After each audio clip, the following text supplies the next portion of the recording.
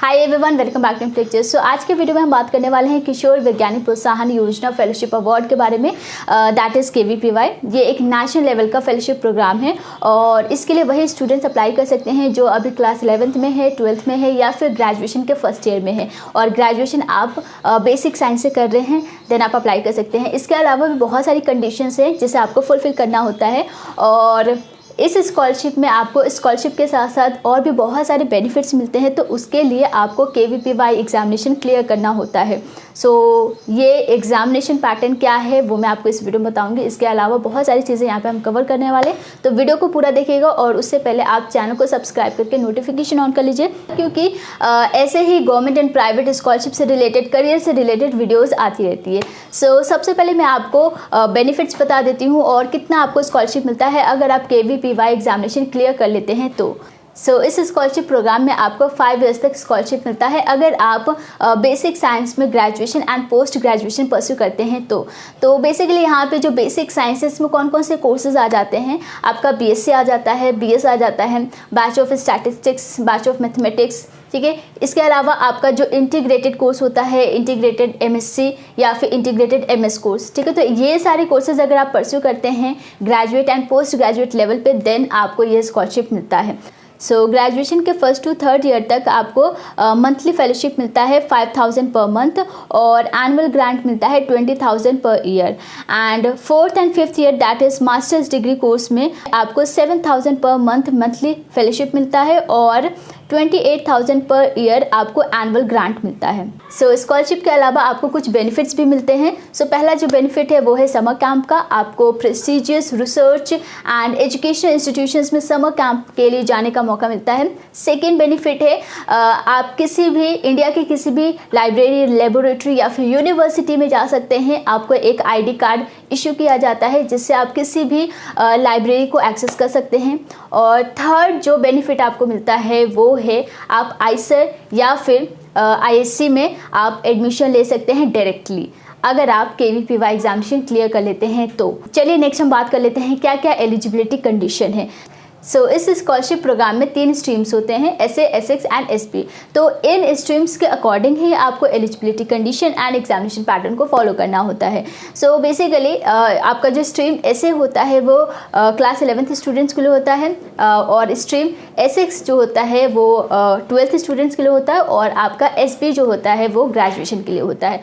यहाँ पे हम स्ट्रीम वाइज एलिजिबिलिटी कंडीशन देखते हैं। तो स्ट्रीम SA की बात करें तो अभी अगर आपने क्लास 11th में एडमिशन लिया है और यहाँ पे कोई भी परसेंटेज का क्राइटेरिया नहीं है, बट आपको जो स्कॉलरशिप मिलता है वो कुछ कंडीशन पे मिलता है। लाइक अगर आपने KVPY एग्जामिनेशन क्लियर कर लिया है एंड आपके 12th में मिनिमम 60% है या ST/SC से बिलोंग करते तो मिनिमम 50% है एंड आप फ्यूचर में बेसिक साइंस में ग्रेजुएशन करना चाहते हैं देन आपको ये स्कॉलरशिप मिलता है। जब आप ज्वाइन कर लेते हैं बेसिक साइंस के कोर्स में तभी आपका ये स्कॉलरशिप एक्टिवेट होता है। और यहाँ पे क्लास 11th में आपका साइंस बैकग्राउंड होना कंपलसरी है। आप किसी और बैकग्राउंड से क्लास 11th करते हैं या 12th करते हैं देन आप इस स्कॉलरशिप के लिए अप्लाई नहीं कर पाएंगे। चलिए नेक्स्ट हम बात करते हैं स्ट्रीम SX के लिए। यहाँ पे अगर आपने क्लास 12th में एडमिशन लिया है और यहाँ पे भी अगेन आपको जो स्कॉलरशिप मिलता है वो तभी मिलेगा जब आपके क्लास 12th में मिनिमम 60% होंगे और अगर आप ST/SC से बिलोंग करते हैं तो आपके मिनिमम 50% होंगे और आप बेसिक साइंस कोर्स ज्वाइन करना चाहते हैं like BSc, BS, bachelor of statistics, bachelor of mathematics या फिर इंटीग्रेटेड कोर्स, ठीक है। नेक्स्ट स्ट्रीम SP की बात करें तो यहाँ पे अगर आप क्लास 12th पास आउट कर चुके हैं, अभी बहुत सारे स्टूडेंट्स होंगे जो 12th का रिजल्ट का वेट कर रहे होंगे, तो आप सभी अप्लाई कर सकते हैं स्ट्रीम SP के लिए। और यहाँ पे क्या कंडीशन है स्कॉलरशिप मिलने के लिए, तो अगर आप KVPY एग्जामिनेशन क्लियर कर लेते हैं एंड आपने अगर बेसिक साइंस कोर्स में एडमिशन ले लिया है, फर्स्ट ईयर में आपके मिनिमम 60% आप स्कोर कर लेते हैं, मेनटेन कर लेते हैं एंड अगर आप ST/SC से बिलोंग करते हैं तो आप मिनिमम 50% मेंटेन कर लेते हैं तभी आपको ये स्कॉलरशिप मिलता है। यहाँ पे 12th का कोई भी परसेंटेज का क्राइटेरिया नहीं है। 12th आप कितने भी परसेंटेज से पास आउट कर चुके हैं आपने अगर ग्रेजुएशन में एडमिशन ले लिया है, फर्स्ट ईयर में अगर आपके मिनिमम 60% है तभी आपको ये स्कॉलरशिप मिलेगा। चलिए नेक्स्ट हम बात करते हैं एप्लीकेशन की। सो आपका एप्लीकेशन स्टार्ट हो चुका है, 12 जुलाई से स्टार्ट हो गया था और लास्ट डेट जो है वो 25 अगस्त 2021 है। सो उससे पहले आपको अप्लाई करना है, लिंक मैं डिस्क्रिप्शन बॉक्स में दे दूंगी। आपका जो एग्जामिनेशन होगा KVPY का वो 7 नवंबर 2021 होगा। सो फिलहाल यही डेट है एग्जामिनेशन डेट। अगर कोविड-19 की जो सिचुएशन है वो सही नहीं रहती है देन हो सकता है आपका जो एग्ज़ाम डेट है वो पोस्टपोन भी हो जाए, लेकिन फिलहाल 7 नवंबर 2021 को आपको जो KVPY एग्जामिनेशन है वो कंडक्ट होना है। सो नेक्स्ट हम बात करते हैं एग्जामिनेशन पैटर्न की। सो ऐसे स्ट्रीम की बात करें तो टोटल 4 सेक्शंस होंगे, मैथ्स, फिजिक्स, केमिस्ट्री, बायोलॉजी, और इन चारों ही सेक्शंस को आपको अटेम्प्ट करना होता है ऐसे स्ट्रीम में। यहाँ पे आप देख सकते हैं 2 पार्ट है, पार्ट 1 पार्ट 2। पार्ट 1 में हर सेक्शन में 15 क्वेश्चन है, पार्ट 2 में हर सेक्शन में 5 क्वेश्चन है। मार्किंग स्कीम की बात करें तो पार्ट 1 में 1 क्वेश्चन 1 मार्क का होगा और पार्ट 2 में 1 क्वेश्चन 2 मार्क्स का होगा। सो टोटल पार्ट 1 में 60 क्वेश्चन है, पार्ट 2 में 20 क्वेश्चन है। तो ओवरऑल ऐसे स्ट्रीम का जो पेपर है वो 100 मार्क्स का होगा और यहाँ पे नेगेटिव मार्किंग है। पार्ट 1 में 0.25 नेगेटिव मार्किंग होगी और पार्ट 2 में 0.5 नेगेटिव मार्किंग होगी। 3 घंटे का ये एग्जामिनेशन होगा। मॉर्निंग शिफ्ट में एग्ज़ाम होता है 9:30 to 12:30 PM और आप हिंदी या इंग्लिश किसी भी लैंग्वेज में ये KVPY एग्जामिनेशन दे सकते हैं। सो नेक्स्ट हम बात करते हैं SX एंड SP स्ट्रीम की। तो SX एंड SP स्ट्रीम आपका आफ्टरनून शिफ्ट में होता है 2 PM to 5 PM। अगेन यहाँ पे 4 सेक्शन है, बट यहाँ पे आपको चारों सेक्शंस अटेम्प्ट करना कंपलसरी नहीं है।